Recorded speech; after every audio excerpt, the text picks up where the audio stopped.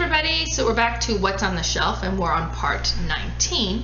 So on this cubby I have Santorini, Steampunk Rally, Subdivision, Roll for the Galaxy, and Ground Floor. So Santorini, actually that one was gifted to me by somebody from Roxley, because that's the publisher of this game and that's the publisher that's local to Calgary here. And this one, because I hadn't played it, I was a big fan of Dice Throne and he was shocked that I hadn't played Santorini yet, so he's like, well, that won't do, here's your own copy. And this one is great. It looks so beautiful playing it. It's an abstract strategy game, so it's a two-player game and it's kind of a puzzle, right? So what's going on is each player has two workers and you're moving them around building on the island of Santorini. I'm not even sure if Santorini is an island or the city of Santorini, but anyway, so you're building and you're adding layers to these buildings, and the goal of the game is to get your worker on the top of a completed city. So you get so because there's 3 layers, yeah, so you want to get 3 layers and then get your worker on top of that. And you can't just go from the ground floor to the 3rd layer, you have to step up. So you want to kind of build strategically so that you're in a position where you can reach the top. And you also want to stop the other players from reaching the top. So if they get a building that they're about to climb on, you can put a blue dome on it. Now they can't get on top of that building and they got to go either on another building or create another building. So it's a fun, neat one, and like I said, it looks so neat putting all these pieces on top of each other. It's beautiful to look at. The next one I have is Steampunk Rally, also by Roxley Games. This one is very cool. So this is it's a racing game and it's an engine building, and this is actually an engine building game where you're building an engine. So you start with 2 cards and you have, it's different inventors throughout the ages. So you could be Nikola Tesla, or you could be Marie Curie, or like different famous people that you can play as. And then it's a drafting game, so everybody starts with 4 cards and you pick one and then you pass it around, and then you kind of select another one, you pass it around, and so on. Now on the cards you can either pick to add the card to your machine, so you can keep it for that, or there'll be some special card that'll give you special abilities that you can activate later, or all the cards can be discarded to obtain the dice that are shown on the top corner of the card, because your machine is powered by dice. So there are 3 colored dice. You have the yellow dice, that's electricity. You have the blue dice, that's steam.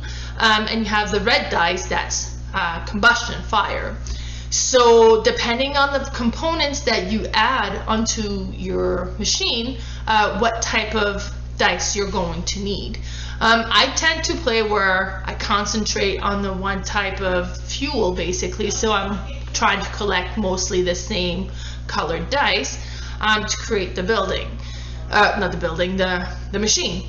So this is when I played it there, what the machine was looking like, and you've got the dice that are added on, because depending on it, like you'll roll your dice, and it could be that the portion of the machine says if you place a dice here, it creates 1 movement. Or it could be if you place a dice here, it allows you to vent another dice. And I'll get to what that means a little bit later. Or it could be that if you place a dice here, for every 3 pips, you get to do 1 movement. So if you put a dice that's a 6, you would actually get 2 movement out of it, and so on. But then at the end, when the dice is there, the dice don't go away unless you vent them out of your machine. And you get some cogs and gears that you can spend towards venting your machine, but 1 cog will get rid of 2 pips. So it's a 6, then you can turn it into a 4 until you get rid of the dice completely. So as you play, your machine can get kind of bogged down with all these dice that needs to be vented out, so you can't activate the movement that you have over here because it's too full, so you're adding other parts that will kind of generate movements. And as you go through the map, there'll be some areas that are considered kind of rough terrain.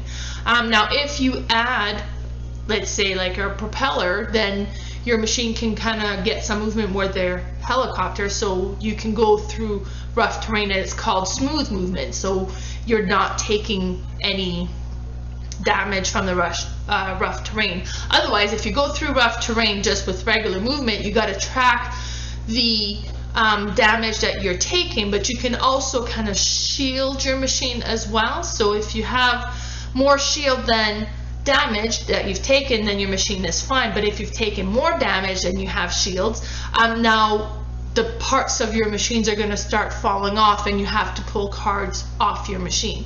It's so neat. Like, it's definitely a pure engine building because you're actually putting a whole engine together. Very fun. It's a race game, like I mentioned, so first player to get your machine with the most movement to the end of the race is the winner. So the next game I have on the cubby is called Subdivision. So with this one here, each player gets their own player board. There's two sides that you can play on, and each area has a different color and symbol, and it'll have a negative point. And the goal of the game is to acquire these different tiles and to put them into your board, and you're building your subdivision. When you cover an area, what the area that's covered, so if it's a -3, you kind of, I guess you won't lose those points at the end of the game, because at the end of the game, any uncovered areas, you tally up the negative points, and then those are points that you take off your score.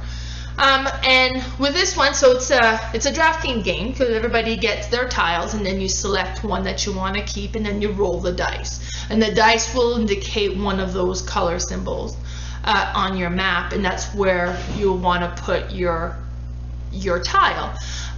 But depending on if it's not working, you're trying to do, you can actually pay to move and place it in a different area. But money can be scarce in this game as well, so you want to be careful with that also. You can build up the schools, and then the schools you want to get a few layers up on it. But what's really interesting is when you place a tile, it activates the tile that it's touching, and they get to do the action or the scoring that they do. So you want to kind of slowly create it and think of what tiles is going to be activated with what you're putting on to maximize the points that you're going to get. It's very interesting. We played this one and we really enjoyed this one. The little piece of cardboard, wooden pieces on there, that's the sidewalk you're building, and then the sidewalk's going to score a certain way. And then if the tiles that you have are all accessible via the highway, then you get certain points for that as well. So it's a clever game on how you position everything into it, and we really enjoyed that one. Then the next game I have in that cubby is Roll for the Galaxy. Roll for the Galaxy is such a good game, but I would say it's a difficult game to learn just because it was tricky to kind of understand what you're trying to do. So with this game it's an engine building game because you're buying these tiles that you're going to build. So you kind of build up to put them out, and then they're going to give you different abilities that you can do. But the really neat thing about it is everybody gets a cup. So this game comes with little cups, and you get your drafting dice. Depending on the different tiles that you'll get will kind of give you access to different colored dice. Some dice will have more of a typical certain group of symbols than another dice would. So you're collecting these different dice, you're sending them into the cup, and then you roll them. And then when you roll them, it goes behind your board. And the player board has tons of information on it, and it kind of shows you all of how it works. But so you have all these dice and a different symbol, and you kind of organize as to the 5 different symbols that they can be. Then you will select one of them to activate one of the action. So if I have a lot of one, I want to maybe take one of those to activate it, because then it would give me that action plus all the dice underneath, so I could do that action to a value of 4 maybe. But I'll have other symbol dice under different things, and those will only get used if another player is activating it. So there's 5 possible movements that can be done, or actions that can be done, but only the ones that are activated will get done during the round. So if we all end up picking the same action, well, now we all can only do that type of action. So it's pretty neat, because you got the ones that'll kind of help you build the one type of tile that you're trying to bring into your tableau, I guess, or there's another tile that you can. So they each use different actions to build up on them. There'll be one that'll allow you to create the resources, and you send them to the cards that you can later on, like, so you ship them, and then afterwards when you create the resource, you can sell them for money. And every round, when you use the dice, they go onto your board, but to be able to bring those dice back into your cup so that you can utilize them, you're going to have to spend the money to hire the dice back. So it's a little bit of a tricky, thinky puzzle game, but it's so much fun, and the dice rolling is very neat, and you just never know what's going to get activated. So I was okay, so I'm going to do this, and I think, you know, that guy's going to activate this action, so I'm not going to worry about activating this one, so I'll activate that instead. And then once we've all selected our actions, we all lift our shields and show what we've selected, and it shows which action gets used this round. So I think that's the neatest thing about this game here. Let me show you a few closer pictures. See, this one kind of shows the different tiles, and what different tiles will kind of give you the ability to do different things, and they'll score as well differently. At the end of the game is whoever has the most victory points is the winner. And this here is kind of showing where you have all of the dice. So you've rolled all these dice, you position them underneath each of the movements that they can be. You can do some dice manipulation where you can change one dice to become a different symbol as well. And you can see that in this particular case, they activated the 4th action, but they're probably hoping to be able to do the 3rd action because they have so many dice there as well. Very neat game. It's such a fun, puzzly little game that if you haven't played it, I definitely recommend that you do.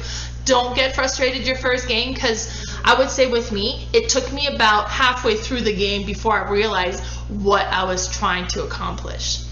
And next, I have a blank spot here. But the next game I have on that shelf is Ground Floor. I think this was obviously, it's a Kickstarter, because I'm saying obviously because I see it on the picture there. I didn't buy it through Kickstarter. This is a game that I purchased secondhand. And this one is an economic game. Basically, everybody's running a business and you're growing your business. It's a worker placement economic game. Let me show you. So the big middle part here, you have the board where you have all of the skyscrapers. So the first one will do like different actions. So one will be advertisement, where you can advertise your business. One will be where you do the production of your business, and one is where you can actually sell the products you've created and sell that to the mass market, and so on. You can hire employees with this, so the more employees you hire, then the more little discs you have to activate.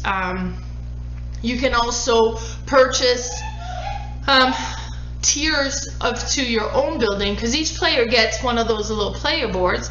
I'll show you there. So you get the little player boards, and you can build up on it. So it starts up that you have just a 1-level building, but then as you're playing, you can acquire a 2nd floor, and then the 2nd floor, depending on which one you buy, will give you different abilities that you can do each round. And then you can build a 3rd floor and a 4th floor, and so on.